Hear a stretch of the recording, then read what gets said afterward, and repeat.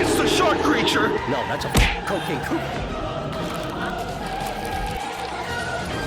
Remember Cocaine Bear? A little movie that came out earlier this year and did pretty well at the box office? It seems a bunch of low-budget filmmakers saw that success and thought, how can I rip this off? Within weeks of Cocaine Bear hitting theaters, we got announcements for Cocaine Shark and Cocaine Cougar. I finally watched both of these movies, and it's fitting these movies both have cocaine in the title because both movies blow. In fact, one of these movies is the most god-awful, pitiful excuse for a film that I've ever seen. So let's get into it. Cocaine Shark comes from director Mark Polonia, who you might remember from Camp Murder and Sharkula, which I've covered in past videos. Now, when you see the title Cocaine Shark, you might assume this movie revolves around a shark that accidentally ingests some cocaine. I don't know, maybe a ship smuggling cocaine sinks in the ocean, and the sharks ingest it, and then go on a coked-up rampage. You'd think that, and you'd be wrong. Because here's what Cocaine Shark is really about. Let's begin with our bad guy, a big-time drug kingpin named Garisco, who at the beginning of the film finds out one of his employees has double-crossed him. Boss, please, you know I'd never double-cross you. Quite the contrary. So he feeds him to sharks.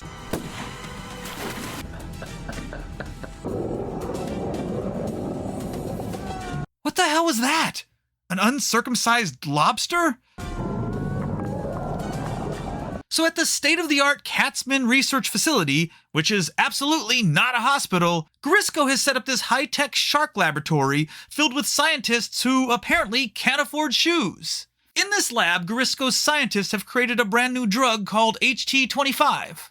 A powerful narcotic taken from the glands in marine sharks. Garisco was planning on selling it to a syndicate for 40% of all U.S. drug trade. But it has a side effect. We had missteps in testing, horrible creatures created by its side effects. Okay, so they created a drug that has the tendency to turn its users into giant monsters. I feel like if you're a drug dealer, that's not ideal. How are you gonna sell more drugs to a sea creature? Do aquatic monsters even understand how money works? So there's this accident at the lab, and an aquarium explodes, which electrocutes this scientist for some reason, and afterward, his face looks like... You know that fake vomit they sell to kids as a prank? It looks like they just glued that to his face. The accident causes several of the mutant creatures to escape from the lab. Among them, a hybrid man shark, half human, half shark. I feel like you didn't need to explain that. A winged bat creature with spider legs. This thing never even appears in the movie again. I don't even know why they bothered to show this. And a shark and crab DNA combined creature called crab shark. Crab shark? Really? That's the best you could come up with? You're scientists who just invented a new species, and the best you could come up with is crab shark? You could have named it anything. I don't know, Sharkus Crustaceus or something? So then we meet the hero of the movie, a guy named Neil. Neil is being held captive, handcuffed to a hospital bed, and he can't remember anything. If I was going to die strapped to this hospital bed, I wanted to know why. So how does this movie establish its leading man? He's pissed and shit in the bed. Stinks in there. He was right. Now I could smell it. Gross! We learn Neil is an undercover narcotics officer who's been assigned with infiltrating Garisco's operation. Captain Dillon had tasked me with infiltrating an organization that was taking over the drug trade on the East Coast from Jersey to northern Florida. There's this weird recurring bit about how awful Neil looks. Everyone's telling me you look like shit. I'm undercover, Captain. This is what drug addicts look like, right? Is it? Neil meets up with a rat named Louie to help him get into Garisco's inner circle. Clean up, man. They don't hire slouches. Got it. Why is everyone gaslighting this guy about the way he looks? So Neil leaves, and just seconds later, Louie is attacked by the man shark. What the hell is that? As much as I'm picking on this movie, I do sort of love that the shark looks like a fourth grader's art project. So Neil goes to meet up with Grisco, who's at his favorite hangout with a woman named Persephone, who is his second in command and seems to be heading the science part of the operation. If he fits into our organization, I want you to take him under your wing. All the way under? All the way under. Does every new employee have to go through this process? I think he can get the job done. Meanwhile, Grisco's main henchman is this guy named Jamie Fuentes, who, according to this movie, is this super dangerous badass. Jamie Fuente. This guy did have a rap sheet, and it was a mile long. Throughout the movie, we cut to him taking out rival drug dealers, looking like he just got off his dishwasher shift at Applebee's. Really? This is your badass hitman with those lightning-fast reflexes? Call of Duty players on dial-up modems have less lag than this guy. This dude looks like he just landed a shot in beer pong. So we cut back to Grisco and Persephone, who are once again at the same table at the same restaurant. You look exceptionally radiant tonight, my dear. You're too kind. So Neil joins them for dinner, leading to some awkward flirting. I like the shark fin soup. Maybe I'll have half a dozen oysters on the half shell. Apparently, this oysters line really worked because in the next scene, Neil and Persephone are in bed together. You want to try something new? What is it? HT25. So they take some of that HT25 and... To say HT-25 was a trip would be like calling an H-bomb a firecracker. There's enormous Was that a cat? American shamans who believe they could become a wolf or an eagle. It does not look like they are having fun. Neil looks like he's shitting the bed, while Persephone looks like a robot faking an orgasm. You're too kind. The gist of this shark drug is that it makes them think they're sharks. They start biting the air while we're treated to a bunch of random violent footage, most of it having nothing to do with sharks. Also, whatever the fuck this is. Meanwhile, Jamie is back to hunting down random drug dealers. He sneaks up on what is the goofiest drug deal scene ever filmed. So do you have any more Molly for me? That your thing now? It's not for me, it's for my girlfriend. She loves this stuff. I had that for a while. Okay, you could have just said that instead of making fun of the guy. Oh man, she's gonna be so disappointed in me. Now you want to buy something? Or are you just here to visit? Chill the fuck out! He literally just tried to buy something! I thought we was friends. This dude is my favorite character in this movie. I swear, if this movie was just this guy going around town desperately trying to buy Molly for his girlfriend while this man shark chased him around, it would be an instant classic. Of course, dishwasher Jamie has to ruin everything. Even his bullets are slow. Jamie is then told to Deliver the case of HT25 extract to our operatives on Cat Island. A boat will be waiting to take you there. Except when Jamie Fuentes and Kangol John Goodman try to get on the boat.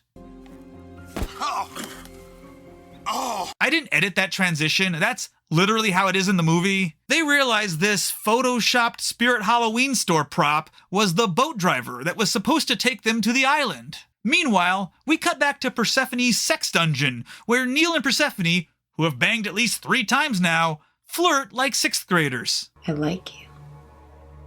Yeah? I like you too. They decide to take some more HT25, so we get another pooping orgasm scene. Some trip, eh? Yeah. Tell me what it was like for you. Shark City, baby. Shark City? Neil mentions in his trip that he hallucinated that he killed Jamie. I saw Fuente. Jamie? I was tearing his head off. Did anything like that happen with you? This will be important a few scenes later. I feel weird. Weird how? I feel bloated. Like after a Thanksgiving dinner at my mom's house.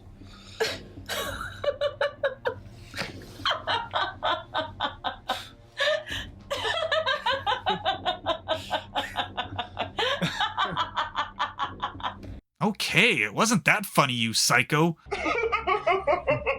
Persephone then gets a call from Grisco to meet her at the lab, and when she gets out of bed, she's fully dressed. Like, listen to her footsteps. She's even wearing shoes. I understand the actress not wanting to do a nude scene, but she's having sex in a whole-ass outfit. It has to do with Neil. He served his purpose.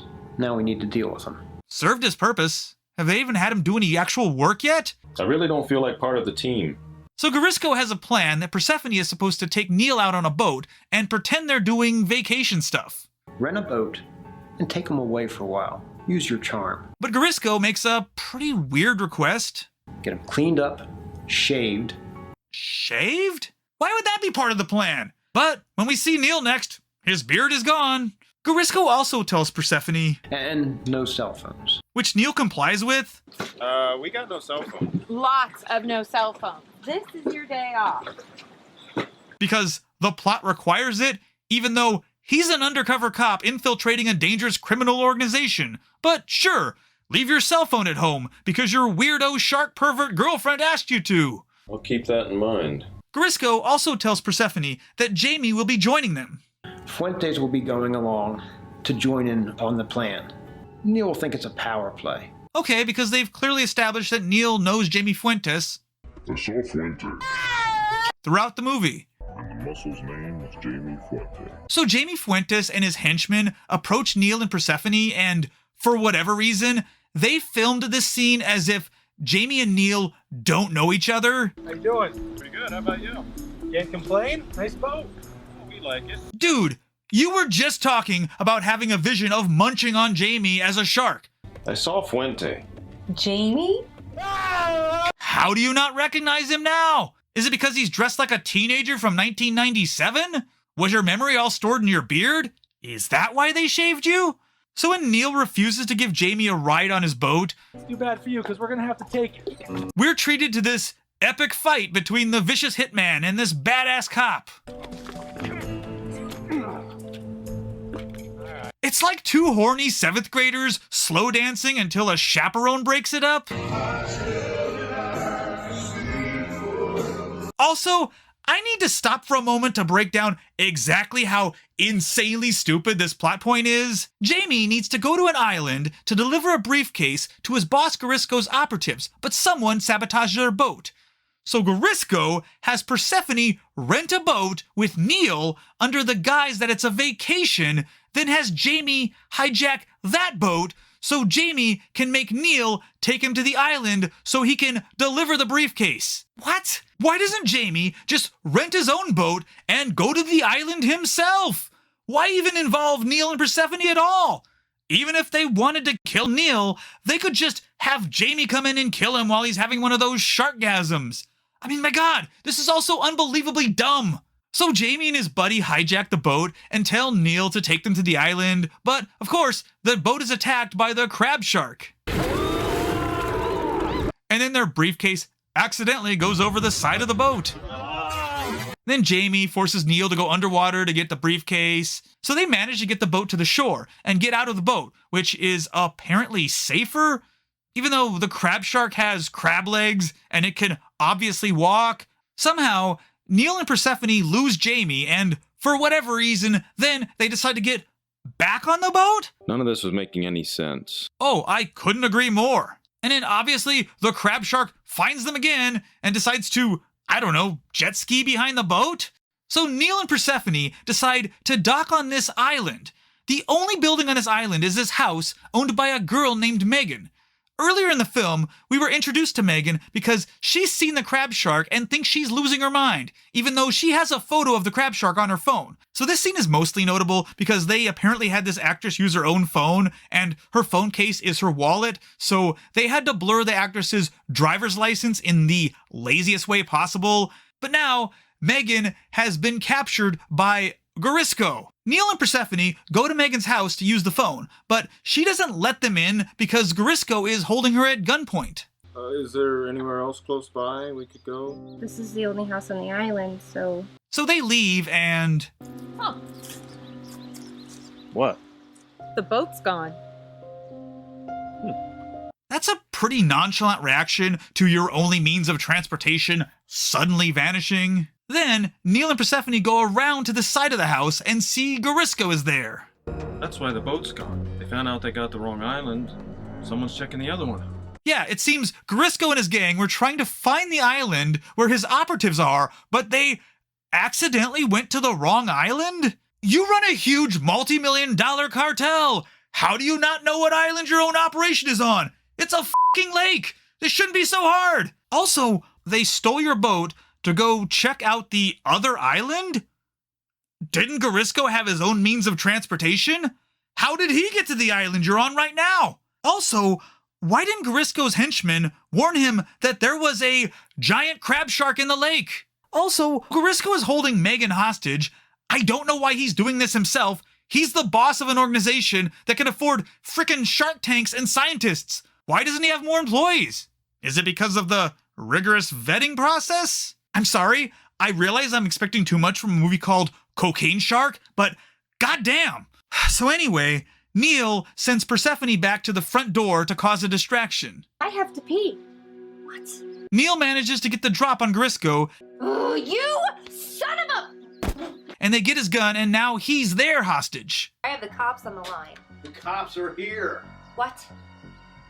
So they knew he was a cop this whole time? I need to talk to Captain Monahan and tell him I have a 207 Adam. I mean, okay, whatever. So we cut back to that one guy.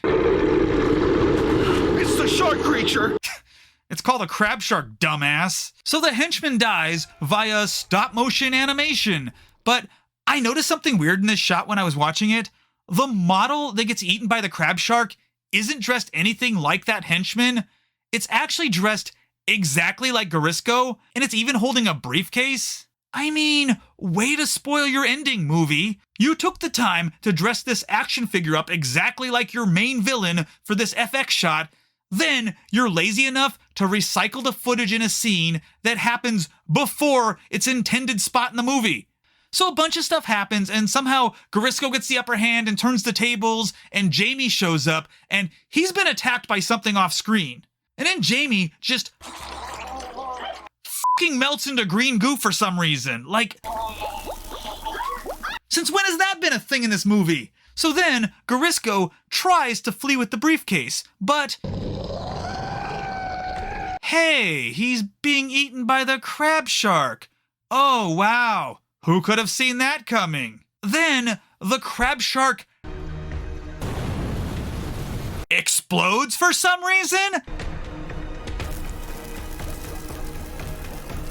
And it melts into green goo? Are you just gonna... This should be the end of the movie, but remember how Neil was being held captive in the present day? Well, it turns out that... I recognize the sound of that walk. I wish you would have just... Continued sharking along. Yeah. Persephone is the one that's been holding him hostage. I'm a cop. I know. When did you find out? I mean... The cops are here. What? I tell him I have a 207 Adam. What? Louis was dead. Chances were my cover was blown. What? When did you find out? So in the final scene, they give Neil some of those HT25 pills. You'll get one last trip and in the process take care of a few witnesses. Wait. You want to see something scary? Hold on. All those times he was tripping, and when he commented he was bloated after the shark dream, he was actually turning into the man shark every time?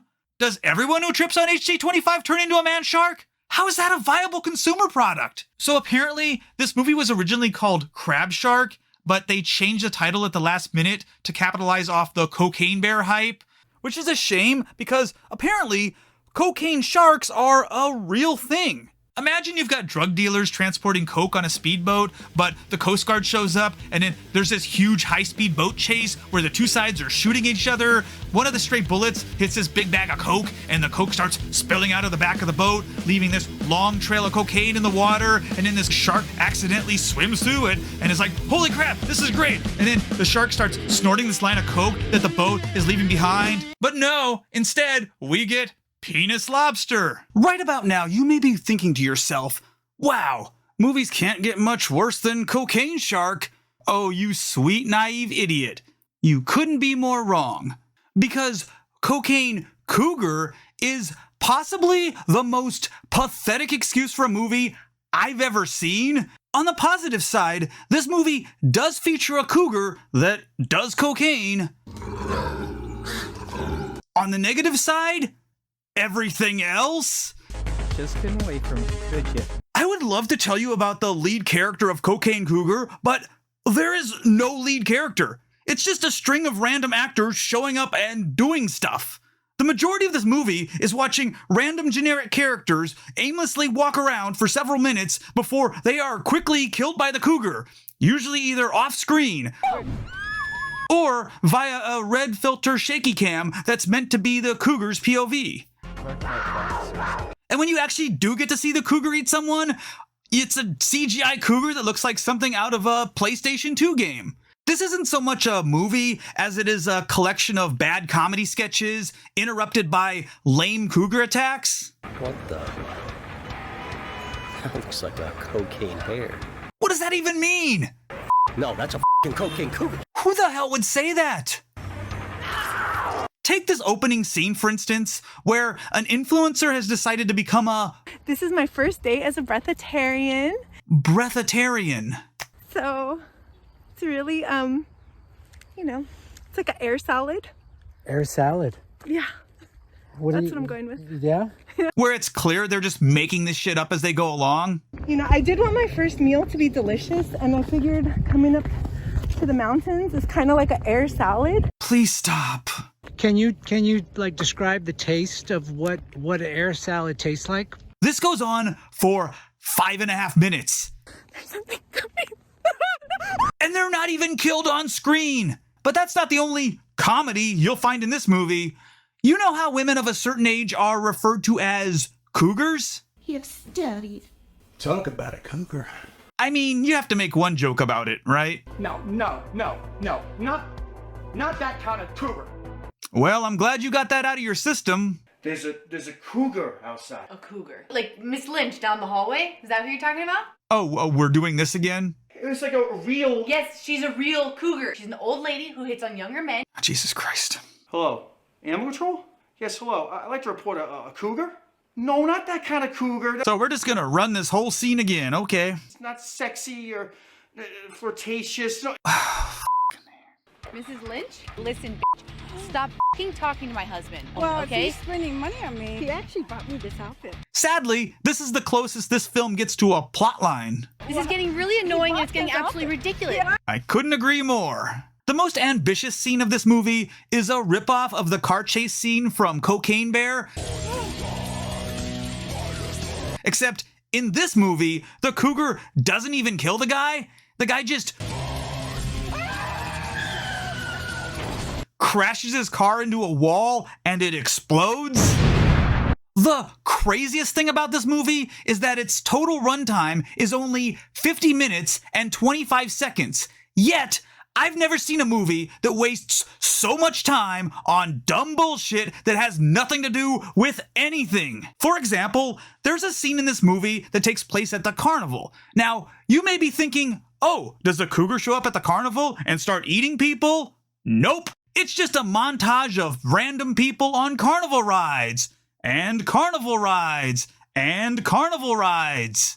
Eventually, this couple shows up, and now they're part of the montage. They just walk around the carnival and play games and buy shit and go on carnival rides. There's no dialogue. I don't know who these people are. And this scene goes on for over 4 minutes of the movie. But we're not even done, because a little bit later in the movie, we join this couple again, this time at the beach, where they're stuffing their faces and pointing at birds. This scene eats up another minute of the movie. Why am I watching this?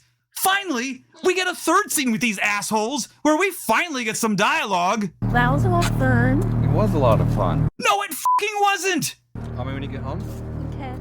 So this guy drops his girlfriend off, who then has to walk home by herself through the woods. And beaver dams? Where the hell does this woman live? We get to watch this woman walk for several minutes until finally...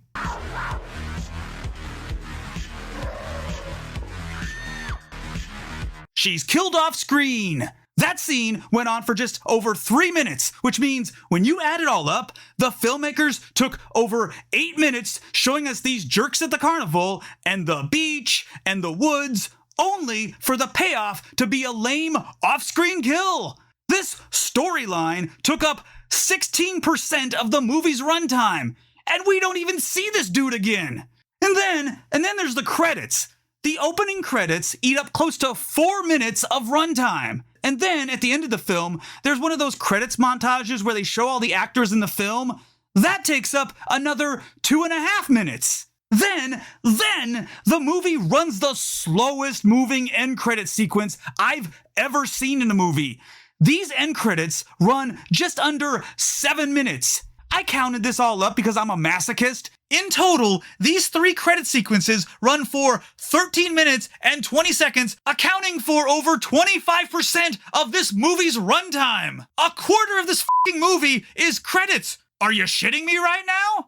Honest to God, this whole thing feels like 5 minutes of content painfully stretched into a 51-minute movie. I watched this for free on Tubi, and I still feel like I was scammed. And because the meme isn't apparently dead yet, there are even more of these drug animal movies coming. Already announced are Crackoon, Crocodile, Meth Gator, Meth Gators, Attack of the Meth Gator, Cocaine Crabs from Outer Space. I see this list of drug animal movies, and I just have one question. Do you have any Molly for me? Thanks for watching. If you haven't subscribed yet, be sure to subscribe so you don't miss out on whatever's coming next. And until then, check out this other stuff. And until next time, later, Danger Seekers.